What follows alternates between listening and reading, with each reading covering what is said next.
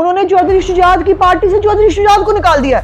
वो 2 और कार्ड हैं, पता कराया मैंने, जरा पता करो किड़े किड़े कार्ड ने इमरान खान के पास। तो पहले वो पैम्पर्स जो है वो लीक हो रहे थे, अब वो ऑडियो लीक हो गई है। पार्टी को जरूरत होती है, जब मुश्किल टाइम होता है तब मरियम नवाज शरीफ साहिबा को जो है वो जिम्मेदारी मिल जाती है। इमरान खान साहब रोटी को चोची कहते हैं। क्लास के मुताबिक उन्होंने मोहम्मद सलाई को भी गाला करनी है, माँ बहन की गालियों का तड़का लगाया उन्होंने। माफी मांगने के बाद ये ऑडियो आई है। रजिस्टर रखा गया वैसे जमान पार्क के बाद, और हाजियां लग रही हैं MP MNA की। चलो दरबारे आलिया पे आस्ताने के ऊपर नवाज शरीफ साहिबा कल पाकिस्तान वतन वापस आ रही हैं।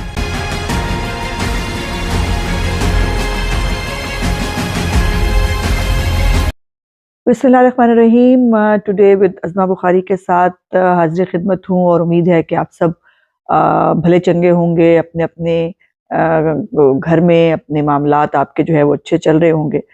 आज हम जल्दी जल्दी सिर्फ 2 बातें करेंगे। और पहली बात, यकीनन मरीम नवाज शरीफ साहिबा कल पाकिस्तान वतन वापस आ रही हैं, और उस हवाले से जो है वो थोड़ी सी बात करेंगे। और उसके बाद जो PTI जो है वो उसके मुख्तलिफ परवेज़ इलाही की ऑडियो लीक्स हों, वो जो है वो अमीन गड्डापुर की ऑडियो लीक हो, वो फवाद चौधरी की ऑडियो लीक हो, लीक जो चल रहा है, सो उसके ऊपर जो है वो फिर हम एंड पे उसके ऊपर थोड़ी सी बात करेंगे। पहले तो यकीनन मरीम नवाज शरीफ साहिबा जो है वो 3-3.5 महीने के एक वक्फे के बाद जो है वो पाकिस्तान आ रही हैं। लेकिन उनके जाने में और उनके वापस आने में बहुत बड़ा फ़र्क यह है कि अब मरीम नवाज शरीफ साहिबा जो है वो पार्टी की जो सीनियर नायब सदर भी हैं और पार्टी की चीफ ऑर्गेनाइज़र हैं। और चीफ ऑर्गेनाइज़र का मतलब है कि उनको पार्टी को दोबारा से ऑर्गेनाइज करना है। जो ओहदे खाली हैं, जहाँ तंजीमी मामलात मजबूत नहीं हैं, वहाँ पर मजबूत करेंगी। और ये बहुत बड़ा टास्क है। कहने को बहुत छोटी सी बात लगती है चीफ ऑर्गेनाइजर, लेकिन ये बहुत बड़ा टास्क है। और आपको पता है हर जगह पर हर एक जो है वो लड़ाई झगड़े होते हैं, हर पार्टी में होते हैं, और मुख्तलिफ ग्रुप्स होते हैं। एक उसके साथ नहीं बैठता, दूसरा उसके साथ नहीं बैठता, तो ये मसले भी होते हैं। और इन मसलों को सुलझाना बहुत बड़ा काम होता है।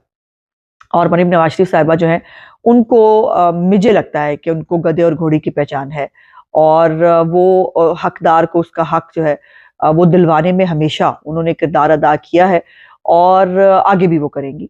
सो जो एक पार्टी को इस वक्त ज़रूरत है, और मज़े की बात यह है कि जब पार्टी को ज़रूरत होती है, जब मुश्किल टाइम होता है, तब मरियम नवाज शरीफ साहिबा को जो है वो जिम्मेदारी मिल जाती है।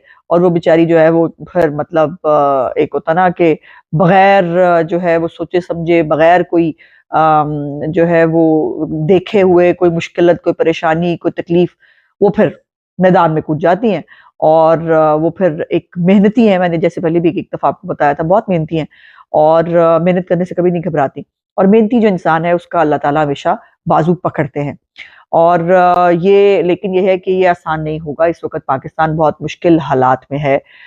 इमरान खान की जो दी हुई मुसीबतें हैं, जो हम भुगत रहे हैं, जो उसका IMF को दिए हुए वादे हैं कि जो है उसने पेट्रोल महंगा करने का वादा करके आया था, उसने बिजली महंगी करने का वादा किया था।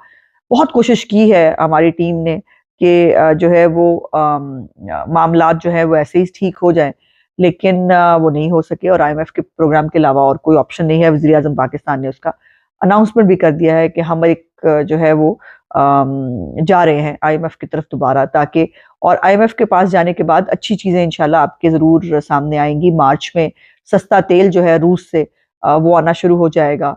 और जैसे ही IMF का प्रोग्राम जो है वो हमें किस्त मिलेगी, उसके साथ साथ जो बाकी चीज़ें रुकी हुई हैं मुख्तलिफ दोस्त मुल्कों से, सबसे वो आना शुरू होगा। तो उम्मीद है इंशाल्लाह ताला माशी हालात बेहतर होंगे। और इन हालात के अंदर जाहिर है आम आदमी, पब्लिक जो है वो लीडर की तरफ देखती है।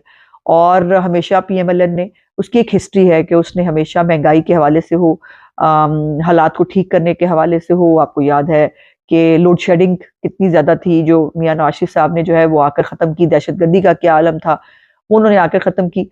तो लोगों का एक आस और उम्मीद PMLN से हमेशा रहती है, और PMLN को इसका पूरा अंदाज़ा है। और मुझे उम्मीद है कि इंशाल्लाह ताला माशी जो मैदान है उसमें भी हम बेहतर होंगे। और ख़ास तौर पे मज़े की बात यह है कि साढ़े को लोग माशी मामलात की बात वो पूछते हैं जो खुद बेड़ा गर्क करके गए हैं, जिन्होंने पाकिस्तान की तारीख का सबसे ज़्यादा कर्जा लिया था, लेकिन वो हमें आजकल सवाल पूछते हैं। अल्लाह की शान है ना, बस उसके बाद आप क्या करें।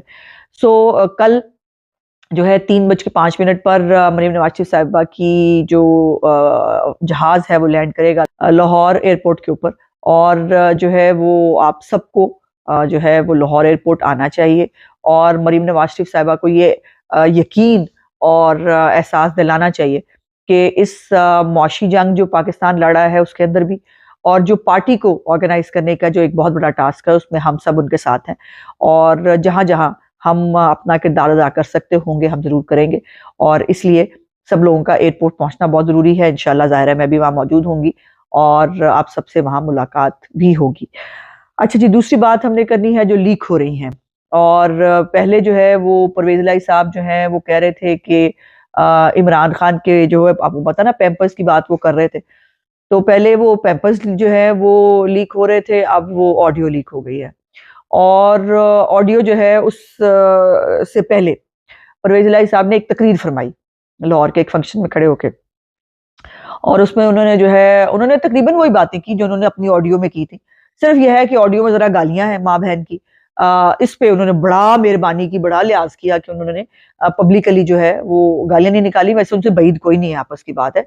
परवेज इलाही साहब बोलते ऐसे ही हैं, वो एक सांस में 10 गालियां जो है वो बोलते हैं, बकते हैं, उसके बाद फिर वो कोई बात करते हैं। सो उनका बोलने का स्टाइल ऐसा ही है। इमरान खान का भी बात हुआ ऐसा ही है।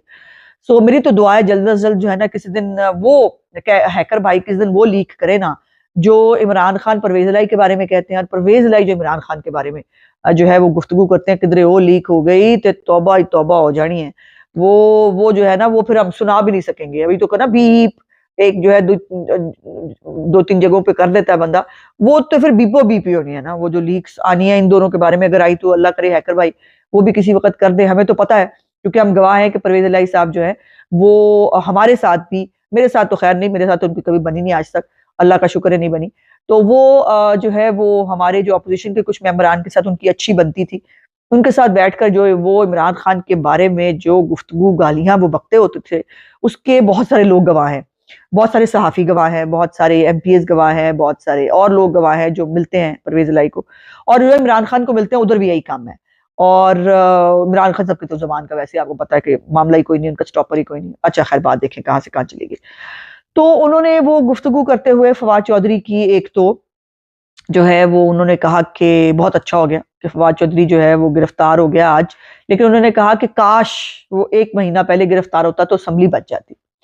अब ये ऑडियो के 2 हिस्से हैं। पहली बात यह है कि परवेज इलाही साहब जो है वो बहुत उतावले हुए हैं, उनका बड़ा दिल चाह रहा है कि पीटीआई के लोग जो है वो फटाफट फटाफट अंदर जाएं और खुली छुट्टी मिले। मैंने तो आपको पहले ही बताया था कि परवेज इलाही साहब जो है वो तो इमरान खान को भी कैद कराना चाहते हैं ताकि खुली छुट्टी मिले उनको और वो पार्टी पे कब्जा करें। और एक तो ये एस्पेक्ट है कि उनको बहुत जल्दी है कि पीटीआई के लोग जो है वो अंदर चले जाएं। दूसरा, उन्होंने इमरान खान के ऊपर जो है वो वो कहा है कि इमरान खान के इर्द गिर्द बहुत सारे लोग हैं जो उनसे गलत फैसला कराते हैं। क्यों जी? परवेज इलाही साहब, पर इमरान खान साहब रोटी को चोची कहते हैं, और इमरान खान जिस शख्स का नाम है वो पूरी दुनिया जानती है कि वो फैसला खुद अकेले करता है और उसको अकेले इंप्लीमेंट करते हैं, किसी की जुर्रत नहीं है उसके आगे चूं भी कर सके। सो ये जो उन्होंने फवाद चौधरी के कंधे पर आके बंदूक चलाई है ना, ये उन्होंने ज्यादती की है। ये इमरान खान साहब का जाती फैसला था असम्बलियां तोड़ने का, और वो बजिद थे कि असम्बली जो है वो तोड़ी जाए। खाम खा उन्होंने फवाद चौधरी पे इल्जाम लगा दिया। वो दुख पड़ा है ना उनको, बहुत दुख है, मैं आपको बता नहीं सकती परवेज इलाही साहब कितने दुखी हैं। और मेरी तो इतलात के मुताबिक उन्होंने मोनस इलाही को भी गाला करनी है इमरान खान के साथ साथ कि तनकिया से ना बैजो राम नाल। और यही उन्होंने कहा मैं कहता था ना कि जो है असम्बली ना तोड़ो, अब देखो क्या हालात हुए हुए हैं। और उन्होंने उस दिन कुछ दिन पहले भी कहा था जबानें बाहर निकली हुई थी, 25 मई की बात कर रहे थे, उस दिन तो बंदा को नहीं निकला था, जबानें कहाँ निकली थी। अच्छा बहरहाल, अच्छा दूसरी बात जो बड़ी इंपॉर्टेंट है इस हवाले से सियासी तौर पर वो ये है कि परवेज इलाही साहब अब इसका पब्लिकली इजहार कर रहे हैं जो हम कहते थे कि चीफ मिनिस्टर का जो है वो ये इख्तियार है कि वो असम्बली तोड़े। चीफ मिनिस्टर जो है वो इंटरव्यूज में भी कहता रहा, चीफ मिनिस्टर ने अब फिर से कहा कि वो असम्बली तोड़ने के हक में नहीं था और उससे जबरदस्ती पंजाब असम्बली तोड़वाई गई है।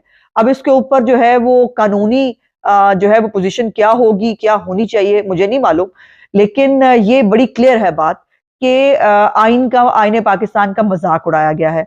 जो इख्तियार एक चीफ मिनिस्टर के पास कोई जस्टिफिकेशन के जरिए जो है होना चाहिए, उसको एक जो है वो मजाक बनाया गया। और पर सिर्फ इमरान खान की जो है वो बात पूरी करने के ऊपर जो है पंजाब असेंबली तोड़ दी गई और सीएम जो है वो बेचारा गली गली मोहल्ले मोहल्ले वो जो है वो बिलकता फिर रहा है कि जी मैं तो असेंबली तोड़ना नहीं चाहता था और इन्होंने जबरदस्ती असेंबली तोड़वा दी। और उसका गुस्सा उन्होंने फवाद चौधरी पे निकाल दिया। फवाद चौधरी पे पब्लिकली निकाला है, वैसे इंटरनली वो मोहम्मद सलाई पर, इमरान खान पे भी, हाँ जी, निकाल रहे हैं बड़ा गुस्सा। अल्लाह करे कि हैकर पाजन के दिन ओ लीक करना फिर मजे आएंगे। ते अच्छा, दूसरी बात ये है कि उसके बाद जो है उनको ट्वीट करनी पड़ी और उन्होंने माफी मांगी। उन्होंने कहा जी दिल आजारी हुई है बहुत, तो मेरा बड़े अच्छे तलकात हैं। वैसे परवेज इलाही साहब, पता नहीं कौन लोग आपको रवादार और वजादार कहते थे, जिनके साथ अच्छे तल्लुकात हों उनको एक ही उनको क्या बातों के अंदर गालियां दी जाती हैं, उनके उनके अरेस्ट होने पे जो है वो शुक्रिया जो अदा किया जाता है और खुश हुआ जाता है। अच्छा, एक तरफ उन्होंने माफी मांग ली, दूसरी तरफ उनकी शाम को ऑडियो आ गई और उस ऑडियो में तो फिर जो मतलब रह गई थी ना गल, वो पूरी हो गई। वही बात उन्होंने जो प्रोग्राम में की, उन्होंने वही की, सिर्फ यह है कि उसके अंदर थोड़ा माँ बहन की गालियों का तड़का लगाया उन्होंने। और उन्होंने 4 मरतबा जो है माँ और बहन की गालियां निकाली हैं फवाद चौधरी साहब को उस ऑडियो के अंदर। माफी मांगने के बाद ये ऑडियो आई है, तो अब वो माफी जो है वो काबिल कबूल होगी कि नहीं होगी मुझे नहीं पता। और वैसे बहुत ही मुतमईन, खुदाई कसम है, लोग हैं ये पीटीआई वाले, और मैं तो इंतजार करी हूँ फटाफट रहनुमा तहरीके इंसाफ करें परवेज इलाही को, और जो है वो आप जो है वो पता चले आपको कि जो आपको गालियां निकालता है, जो आप दूसरों को गालियां निकालते हैं, आपको भी लोग वैसे ही गालियां निकालते हैं, फिर आपके साथ बैठे भी होते हैं साथ जुड़ के। तो ये मतलब एक बड़ी ही अजीबो गरीब, मेरे लिए तो नहीं थी। मैं परवेज इलाही साहब को बड़ा मतलब मेरा उनके बारे में परसेप्शन हमेशा से बहुत दुरुस्त है कि वो एक बहुत कनिंग, बहुत चालाक, और फिर देखिए जिस आदमी ने जिस थाली में खाया उसी में छेद किया, वो मियां नवाज शरीफ हो, मियां शहबाज शरीफ हो, या फिर अब चौधरी शुजात, उन्होंने चौधरी शुजात की पार्टी से चौधरी शुजात को निकाल दिया। मतलब कमाल नहीं होगी। और जिसकी पार्टी है उसको खुद ही कार बैग उन्होंने निकाल दिया है, और वो कानूनी तौर पर निकाल नहीं सकते। वो मैं बड़ा क्लियरली आपको बता दूं कि क्यू लीग जो है वो चौधरी शुजात साहब की है, उन्हीं के पास रहेगी। बनाई वैसे मुशर्रफ ने थी और नून लीग को तोड़ के। और अब जो है जो सोचने का मुकाम है इमरान खान के लिए और पीटीआई के लिए कि जो शख्स अपने मोहसिन और अपने भाई और अपने मेंटोर, अपने उस्ताद चौधरी शुजात का सगा नहीं हुआ, वो आपका सगा कितना को होगा, और वो क्या प्रोग्राम बना के बैठा है, ये हौली हौली आपके सामने आ जाएगा। और जो है वो परवेज इलाही साहब को आपको पता ना, कब्जागीर, रस्सागीर, इनके बारे में पता नहीं क्यों मशहूर है, मुझे नहीं पता। कहते हैं लोग इनके बारे में कि रस्सागीर हैं, कब्जागीर हैं। तो वो तो फिर उन्होंने पूरा भी कर दिया वैसे कब्जागिरी तो, कि उन्होंने पार्टी पे कब्जा कर लिया इलीगल पार्टी पे कब्जा करके बैठ गए। अजीब बात है। अच्छा जी, और अभी भी उनकी पार्टी के लोग जो है, इमरान खान की पार्टी के लोग कहते हैं कि इमरान खान के पास अभी बहुत कार्ड है। हालांकि वो कौमी असम्बली से जो है फारिग हो गए, हालांकि उनकी जो पंजाब असम्बली टूट गई, उनकी हुकूमत नहीं रही, केपीके में जो है उनकी हुकूमत नहीं रही जो है वो, लेकिन अभी उनके पास बहुत सारे कार्ड है। मैंने पता कराया, मैंने कहा जरा पता करो किड़े किड़े कार्ड है इमरान खान के पास। तो पता चला उनके पास 2 और कार्ड है, एक शिनाख्ती कार्ड है और एक राशन कार्ड है, और उसका बहुत जल्द इमरान खान साहब जो है वो इस्तेमाल करेंगे, या वो नहीं करेंगे तो उनकी फैमिली कर लेगी। तो ये जो कार्ड्स हैं ये भी बड़ी जल्दी, हमदर्दी कार्ड भी उनका रह गया ना, वो मतलब पिट गया, पता लग गया, डॉक्टरों ने आके दस देता है कि फेक था, ड्रामा था, कोई वो गोलियां वोलियां इनको नहीं लगी थी। और जो उन्होंने बाहर तफरी कार्ड शुरू किया हुआ है जमान पार्क के, वो आपने देख लिया है कि जो है वो पुलिस की गाड़ी गुजरती है तो भाग जाते हैं, दो होते हैं सारे, है की हो गया, की हो गया। तो और सुना है कि रजिस्टर रखा गया है वैसे जमान पार्क के बाहर, और हाजिरियां लग रही हैं एमपी एमएनए की, चलो दरबारे आलिया पे आस्थाने के ऊपर आकर जो है वो अपनी अपनी हाजिरियां लगवाओ, और यहाँ बैठकर जो है वो जबरदस्ती जो है वो हिफाजत के लिए जो है वो यहाँ पर मौजूद रहेंगे लोग। तो वो उनकी हाजिरियां बेचारों की वहां लग रही है ना। मुकद्दर वैसे ऐसे काबिल है वैसे पीटीआई, जो इमरान खान ना कर रहा है ठीक ही कर रहा है।